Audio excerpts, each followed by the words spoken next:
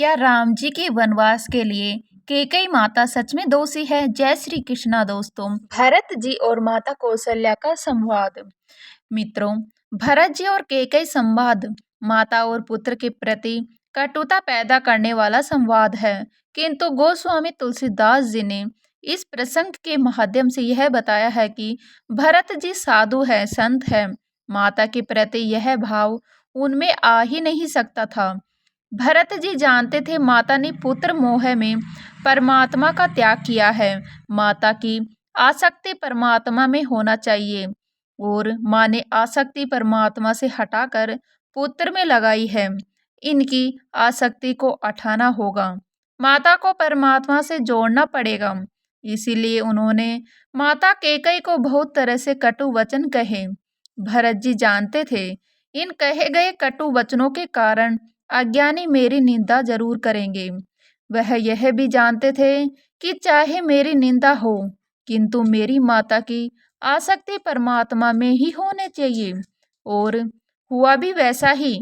जब भरत जी ने माता कैकेयी से कटु वचन कहे, तब माता कैकेयी भरत जी से कहने लगी, वारे पुत्र, मैंने तेरी हित के कारण वैधव्य धारण किया, श्री राम को वनवास दिया और तू ही मुझे इस तरह धिक्कार रहा है।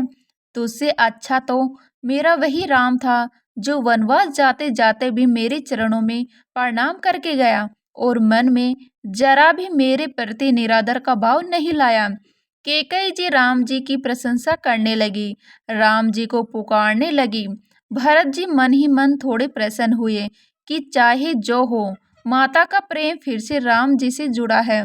भरत जी ने विचार किया कि कहीं ऐसा ना हो कि भविष्य में दोबारा माता की ममता पुत्र के प्रति जाग जाए, पुत्र में फिर से आसक्ति होने लगे। इसीलिए भरत जी ने कठोर वचन कहते हुए कहे कि तुम्हें मेरी माता होने का कोई अधिकार नहीं है।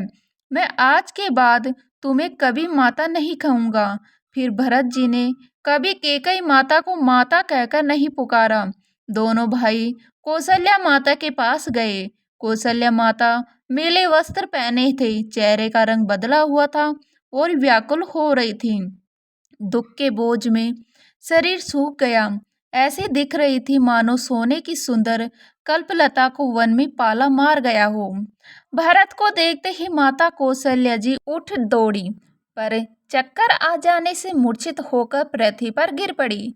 यह देखते ही भरत जी बड़े व्याकुल हो गए और शरीर की सुध भुलाकर चरणों में गिर पड़े और बोले, कैकेयी जगत में क्यों जन्मी, और यदि जन्मी भी तो फिर बांझ क्यों न हुई, जिसने कुल के कलंक, अपयश के भांडे और परिजनों के द्रोही मुझ जैसे पुत्र को उत्पन्न किया। तीनों लोकों में मेरे समान अभागा कौन है, जिसके कारण हे माता तेरी यह दशा हुई। पिताजी स्वर्ग में है और श्री राम जी वन में है। केतु के समान केवल मैं ही इन सब अनर्थों का कारण हूँ। मुझे धिक्कार है। मैं बांस के वन में आग उत्पन्न हुआ और कठिन दाह, दुख और दोषों का भागी बना। भरत जी के कोमल वचन सुनकर माता कौशल्या जी फिर संभल कर उठी। उन्होंने भरत को उठाकर छाती से लगा लिया और नेत्रों से आंसू बहाने लगी। सरल स्वभाव वाली माता ने बड़े प्रेम से भरत जी को छाती से लगा लिया, मानो श्री राम जी ही लौट कर आ गए हों। फिर लक्ष्मण जी के छोटे भाई शत्रुघ्न को हृदय से लगाया। शोक और स्नेह हृदय में समाता नहीं है। कौशल्या जी का स्वभाव देखकर सब कोई कह रहे हैं, श्री राम की माता का ऐसा स्वभाव क्यों न हो।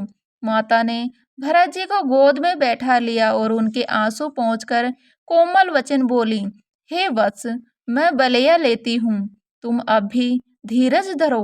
बुरा समय जानकर शोक त्याग दो। काल और क्रम की गति अमिट जानकर हृदय में हानि और गलानी मत मानो। किसी को दोष मत दो। विधाता मेरे लिए सब प्रकार से उल्टा हो गया है, जो इतने दुख पर भी मुझे जिला रहा है। अब भी कौन जानता है उसे क्या भा रहा है। हे तात, पिता की आज्ञा से श्री रघुवीर ने भूषण वस्त्र त्याग दिए और वल्कर वस्त्र पहन लिए। उनके हृदय में न कुछ विषाद था न हर्ष। उनका मुख प्रसन्न था। मन में न आसक्ति थी न रोष। सबका सब तरह से संतोष कराकर वे वन को चले। यह सुनकर सीता भी उनके साथ लग गई। श्री राम के चरणों की अनुरागनी वे किसी तरह से न रही। सुनते ही लक्ष्मण जी भी साथ उठ चले। श्री रघुनाथ ने उन्हें रोकने की बहुत यत्न किए, पर वे न रहे। तब श्री रघुनाथ जी सबको सिर नवाकर सीता और छोटे भाई लक्ष्मण को साथ लेकर चले गए। राम लक्ष्मण और सीता वन को चले गए। मैं न तो साथ गई और न ही मैंने अपने प्राण ही उनके साथ भेजे। यह सब इन्हीं आंखों के सामने हुआ, तो भी अभागे जीव ने शरीर नहीं छोड़ा। अपने स्नेह की ओर देखकर मुझे लाज नहीं आती। राम सरी के पुत्र की मैं माता, जीना और मरना तो राजा ने खूब जाना। मेरा हृदय तो सैकड़ों वृक्षों के समान कठोर है। कौशल्या माता के वचनों को सुनकर भरत सहित सारा रनिवास व्याकुल होकर विलाप करने लगा।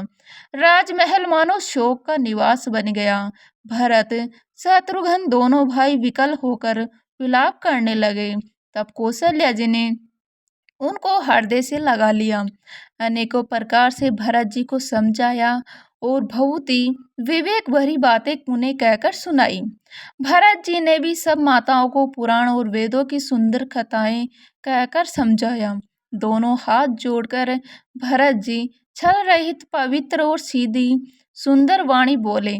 जो पाप माता पिता और पुत्र के मारने से होते हैं और जो गौशाला और ब्राह्मणों के नगर जलाने से होते हैं, जो पाप स्त्री और बालक की हत्या करने से होते हैं और जो मित्र और राजा को जहर देने से होते हैं, कर्म वचन और मन से होने वाले जितने पातक एवं उपपातक हैं, जिनको कभी लोग कहते हैं हे विधाता, यदि इस काम में मेरा मत हो तो हे माता वे सब पाप मुझे लगे जो लोग श्री हरि और शंकर जी के चरणों को छोड़कर भयानक भूत प्रेतों को भसते हैं।